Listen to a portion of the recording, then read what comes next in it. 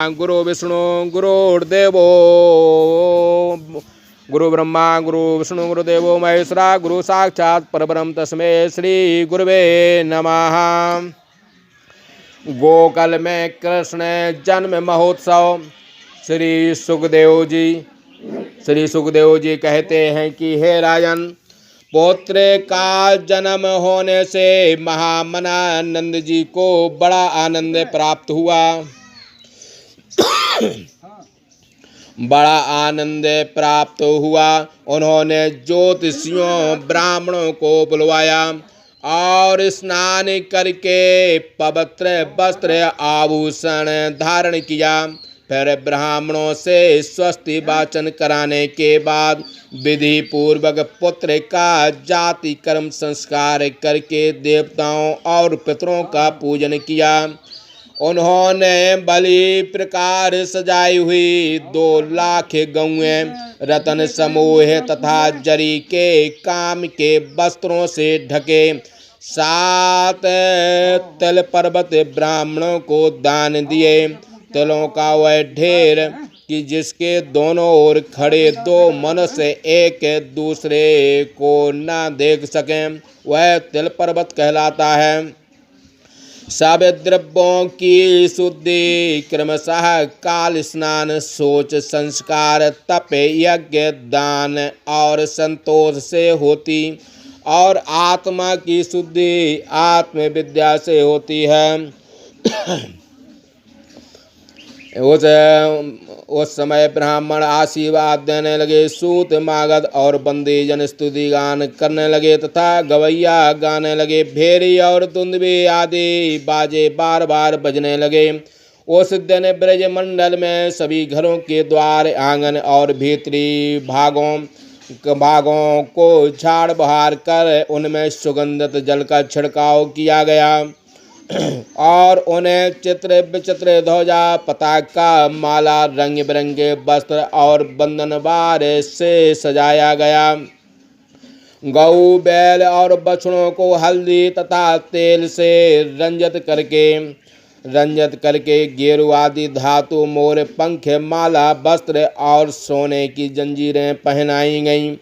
सभी गोप बहुमूल वस्त्र आभूषण अंगरखों और साफों से विभूषित होकर हाथ में भेंट की सामग्री लिए नंद जी के यहाँ आने लगे। यशोदा जी के यहाँ पुत्र की उत्पत्ति सुनकर गोपियों को बड़ा आनंद हुआ और वे सुंदर वस्त्र आभूषण और अंजनादि से श्रृंगार करने लगीं। उनके मुख कमल केसर से सुशोभित थे। वे नाना प्रकार की भेंटें लेकर बड़ी शीघ्रता से यशोदा के घर चलीं। जल्दी चलने के कारण उन स्थूल नितंब वाली ब्रजनाओं के पीन पयोधर हिल रहे थे। गोपियों के कानों में मणिमय चमकीले कुंडल और गले में पदकमय हार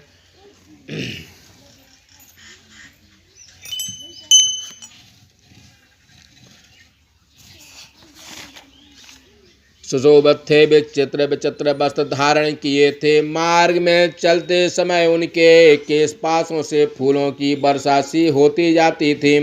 उनके हाथों में चढ़ाऊ कंकड़ थे और चलने के समय उनके कुंडल स्तन और हार हिलते जाते थे।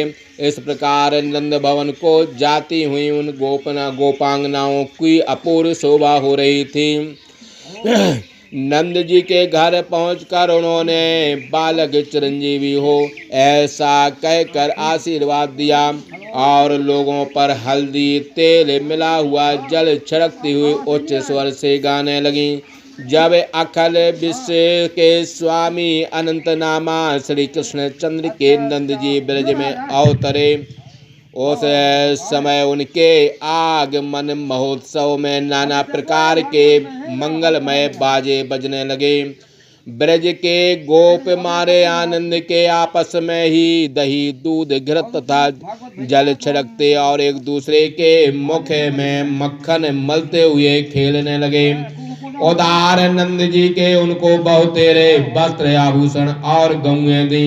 सूत मागध बंदीजन और नृत्य वाद्य आदि विद्याओं से ही आजीविका करने वाले अन्य गुणीजनों को प्रसन्नता पूर्वक उनकी मुहिमागी वस्तुएं देकर उन्होंने भगवान की प्रसन्नता और पुत्र के अभ्युदय के लिए यथोचित सत्कार किया। नंद गोप से सत्कृत महाभागा रोहिणी दिव्य वस्त्र माला और कंठ के आभूषणों से आभूषित होकर विचर रही थी। हे राजन, तभी से नंद जी का ब्रज सब संपत्तियों से पूर्ण हो गया। श्री हरि के निवास और अपने स्वाभाविक गुणों के कारण वह लक्ष्मी जी का क्रीड़ा स्थल बन गया। हे कुरुपुंग, एक दिन गोकुल की रक्षा का भार गोपों को सौंप कर नंद जी कंस का वार्षिक कर चुकाने को मथुरा गए। जब वसुदेव ने सुना कि भाई नंद जी आए हैं और राजा को वार्षिक कर दे चुके हैं, तो उनके डेरे पर मिलने आए। वसुदेव जी को देख कर नंद जी ऐसे सहसा उठ खड़े हुए जैसे प्राणों के आ जाने से प्राणहीन शरीर सचेत हो जाए।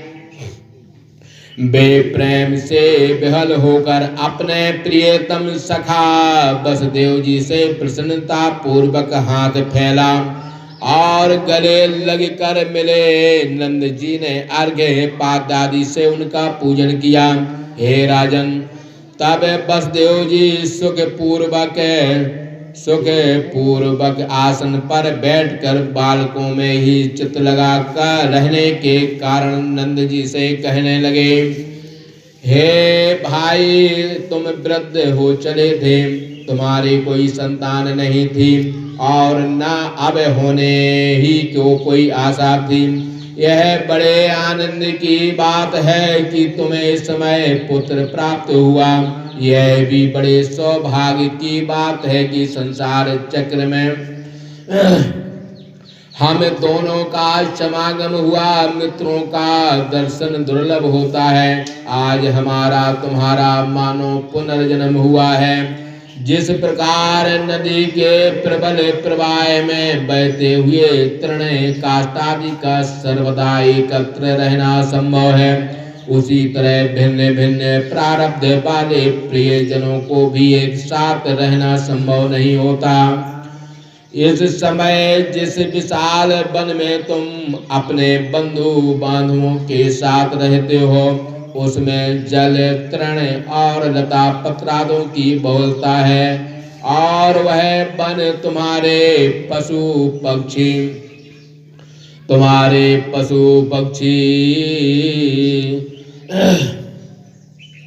और तुम्हारे पशु आदि के लिए तो भला और रोग रहित है। भैया, हमारा एक पुत्र अपनी माता के साथ तुम्हारे ब्रज में रहता है।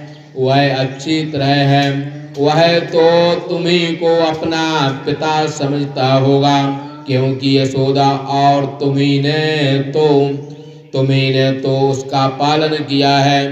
पुरुष के लिए वही त्रिवर्ग अर्थ, धर्म और काम शास्त्र वैध हैं, जिससे उसी के आत्मीय जनों को भी सुख मिले। जिससे अपने बंधु जनों के क्लेश हों, उस त्रिवर्ग से कोई लाभ नहीं होता। नंद जी कहने लगे, हाय हाय, देवकी के गर्भ से उत्पन्न तुम्हारे कई पुत्र पापी कंस ने मार डाले।